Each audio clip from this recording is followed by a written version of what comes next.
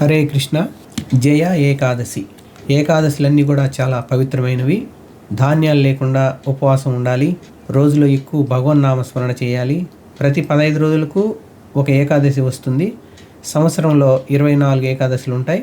పురుషోత్తమ మాసం అంటే అధిక మాసం కలుపుకొని అందులో 2 ఏకాదశులు కలుపుకొని మొత్తం 26 ఏకాదశులు అనేటివి ఉన్నాయి. ఈ ఏకాదశుల యొక్క లిస్టు ఇలా ఉంది. ఇంతకుముందు కూడా మనం చెప్పుకున్నాం. ఈరోజు మనము జయ ఏకాదశి గురించి తెలుసుకుందాం. ఈ జయ ఏకాదశి మాఘమాసం శుక్లపక్షంలో వస్తుంది. కృష్ణ భగవాను నుండి ఏకాదశుల గురించి ధర్మరాజు అంటే యుధిష్ఠిర మహారాజు తెలుసుకున్న విషయాలను సంవాద రూపంలో భవిష్యోత్తర పురాణంలో వర్ణించబడింది. ధర్మరాజు కృష్ణ భగవాన్ని అడుగుతాడు, ఓ దేవాదిదేవా, జగదీశ్వర కృష్ణ, జరాయుజ అంటే తల్లి గర్భం నుంచి పుట్టినవి, అండజ అంటే గుడ్డు నుండి పుట్టినవి, స్వేదజ అంటే చెమట నుండి పుట్టినవి, బీజజ అంటే విత్తనాల నుండి పుట్టినవి అంటే చెట్ల రకాలు, ఇలా 4 రకాలైనటువంటి జీవులకు నీవు మూలకారకుడవు, సమస్తానికి నీవే సృష్టికర్తవు, పోషకుడవు, లయకారకుడవు. మాఘ శుక్లపక్షంలో వచ్చే ఏకాదశి మహిమను నాకు చెప్పవలసిందిగా కోరుకుంటున్నాను.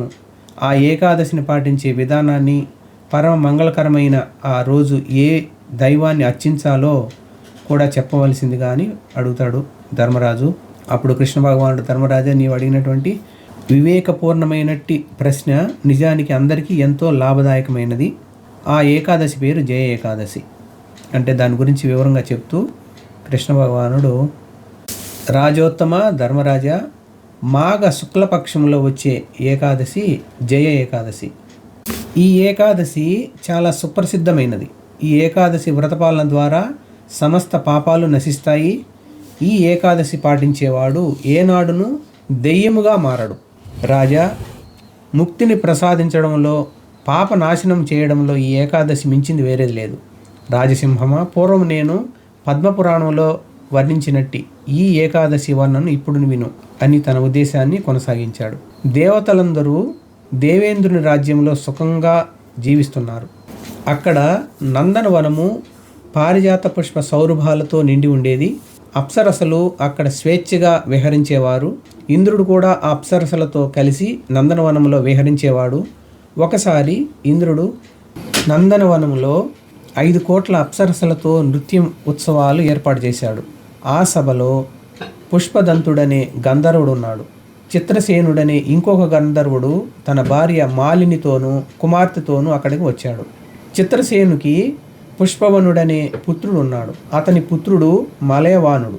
పుష్పవతి అనే గంధర్వ కన్య మలయవానుని సౌందర్యానికి ఆకర్షితురాలైంది. మన్మథబాణ పీడితి అయిన పుష్పవతి మలయవానుని ఆకర్షించడానికి, లోబర్చుకోవడానికి నానా భంగిమలతో, చూపులతో యత్నించింది. ఇంద్రుని ప్రీత్యర్థము మలయవానుడు, పుష్పవతి ఇతర అప్సరసలతో కలిసి నృత్య ఉత్సవంలో నృత్యం చేయడం మొదలుపెట్టారు. కానీ పరస్పర ఆకర్షణ వలన మలయవానుడు, పుష్పవతి చక్కగా నృత్యం చేయలేకపోయారు. తత్ఫలితంగా నృత్య కార్యక్రమము సజావుగా సాగలేదు. మన్మథ బాణ పీడితులై వారిద్దరూ ఓరచూపులతో ఒకరినొకరు చూసుకోసాగారు. నృత్యగాన కార్యక్రమంలో జరుగుతున్న అవకతవకలను గమనించిన ఇంద్రుడు వారి మానసిక స్థితిని అర్థం చేసుకున్నాడు. కార్యక్రమంలో కలిగిన అంతరాయానికి అవమానితుడైన ఇంద్రుడు వారిని తీవ్రంగా శపించాడు. మూర్ఖులు, పాపులు అయిన మీరిద్దరూ నా ఆజ్ఞను ఉల్లంఘించిన కారణంగా ఆడ మగ దెయ్యాలుగా మారి భూలోకంలో మీ కర్మఫలాన్ని అనుభవించండి. ఆ రీతిగా శపించబడిన మలయవానుడు, పుష్పవతి దెయ్యాలుగా మారి హిమాలయ పర్వత గుహలలో ఘోరమైన జీవితాన్ని గడపడం మొదలుపెట్టారు. దెయ్యాలుగా మారిన వారికి తీవ్రమైన దుఃఖము, శోకము కలిగాయి. శాప కారణముగా వారికి ఘ్రాణ, స్పర్శ, సుఖము, నిద్ర కొరవడినాయి. హిమాలయ ప్రాంతాల్లోని దట్టమైన అరణ్యాల్లో తిరుగుతూ ఒకసారి వారు ఒకచోట కూర్చొని చింతించసాగారు. అప్పుడు మగదెయ్యం ఆడదెయ్యంతో, ఇంతటి ఘోరమైన దెయ్యం రూపం రావడానికి మనం ఎంతటి ఘోరమైన పాపాలు చేశామో కదా అని అన్నది. తీవ్రమైన దుఃఖముతో ఆ దెయ్యాల జంట పశ్చాత్తాప సాగరంలో మునిగిపోయారు. దెయ్యాల రూపంలో ఉన్న మలయవానుడు, పుష్పవతి ఆ రోజంతా పశ్చాత్తాప పడుతూ ఎటువంటి ఆహారం తీసుకోలేదు. అనుకోకుండా ఆ రోజు జయ ఏకాదశి అయింది. ఆకలి దప్పులతో పీడింపబడినప్పటికీ వారు ఏ జీవిని ఆ రోజు చంపలేదు, కందమూలాలను జలమైన వాళ్ళు తీసుకోలేదు. రాజా, ఈ రీతిగా ఆ దెయ్యం జంట ఒక అశ్వత్థ వృక్షం క్రింద కూర్చొని ఉండగా సూర్యాస్తమం అయింది. వణికించే చలిలో తీవ్రమైన ఆలోచనతో వారు ఆ రాత్రంతా నిద్ర లేకుండానే గడిపారు. మానసిక కలత వలన వారి హృదయాలలో ఇంద్రియ భోగవాంచే కలగలేదు. కృష్ణ భగవానుడు ఇంకా కొనసాగిస్తూ, రాజసింహమా, ఆ విధంగా అనుకోకుండానే వారు జయ ఏకాదశి వ్రతాన్ని చేయడం జరిగింది. వ్రతపాలన ప్రభావం మర్నాడే వారు దెయ్యాల రూపం నుండి ముక్తి పొందారు. పుష్పవతి, మలయవానుడు ఇద్దరూ తిరిగి తమ రూపాలను పొంది విమానాలలో స్వర్గలోకానికి వెళ్ళి దేవరాజైన ఇంద్రునికి అభివాదం చేశారు. అది చూసి ఆశ్చర్యపడిన ఇంద్రుడు వారితో, ఎంత అద్భుతం! ఏ పుణ్య ప్రభావం వలన మీకు దెయ్యాల రూపం పోయింది? ఏ దైవం మీకు నా శాపం నుండి ముక్తిని ప్రసాదించాడు అని అన్నాడు.